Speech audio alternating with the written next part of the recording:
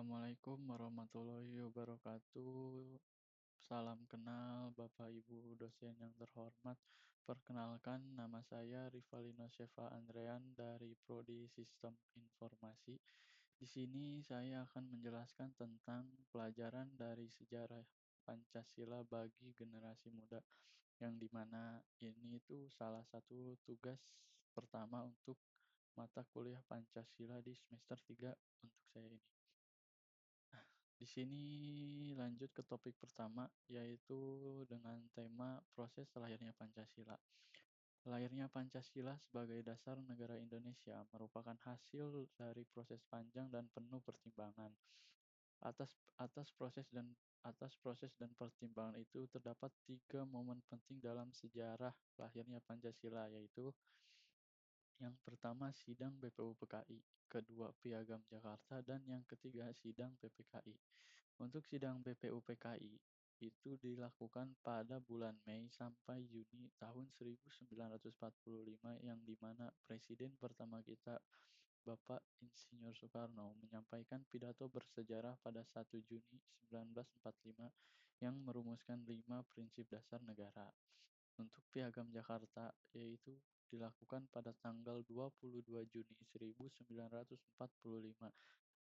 atas hasil dari kompromi antara berbagai golongan yang menjadi rancangan awal pembukaan Undang-Undang Dasar 1945.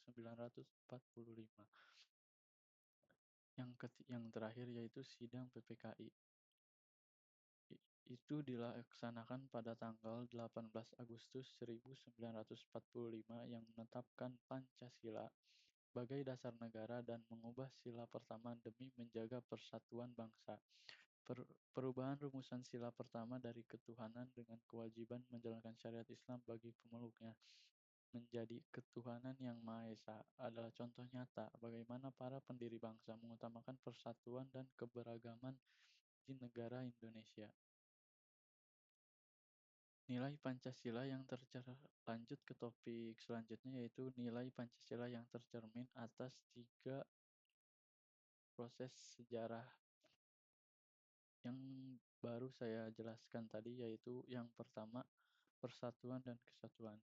Perubahan rumusan sila pertama menunjukkan semangat untuk menyatukan seluruh elemen bangsa tanpa memaksakan kehendak satu golongan. Yang kedua yaitu ada di toleransi dan keberagaman. Para tokoh bangsa menyadari pentingnya menghargai perbedaan agama, budaya, dan pandangan demi terciptanya negara yang inklusif. Poin ketiga yaitu musyawarah dan mufakat.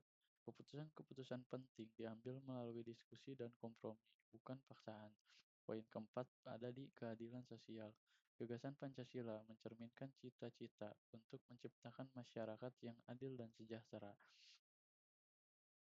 Untuk materi selanjutnya ada di refleksi dan relevansi bagi generasi muda. Generasi muda saat ini hidup di era globalisasi dan digitalisasi yang penuh tantangan. Namun, nilai-nilai Pancasila tetap relevan sebagai pedoman hidup. Di sini saya akan memberikan contoh tiga nilai Pancasila yang relevan untuk sebagai pedoman hidup bagi generasi muda di era globalisasi dan digitalisasi sekarang. Yang pertama adalah persatuan dalam keberagaman. Persatuan dan dalam keberagaman sangat penting di tengah polarisasi sosial dan politik. Yang kedua adalah toleransi dan dialog. Toleransi dan dialog menjadi kunci untuk menghindari konflik dan membangun masyarakat yang damai. Yang ketiga ada di semangat gotong royong dan keadilan sosial. Semangat gotong royong dan keadilan sosial mendorong generasi muda untuk aktif berkontribusi dalam pembangunan bangsa. Pelajaran dari sejarah Pancasila. Kesimpulan yang saya dapatkan atas materi ini yaitu pelajaran dari sejarah Pancasila mengajarkan bahwa kemerdekaan dan persatuan bangsa Indonesia bukanlah hasil dari keseragaman, melainkan dari kemampuan untuk menghargai perbedaan dan mencari titik temu. Generasi muda perlu menjaga semangat ini agar Indonesia tetap kokoh dan maju. Terima kasih, sekian presentasi dari saya. Wassalamualaikum warahmatullahi wabarakatuh.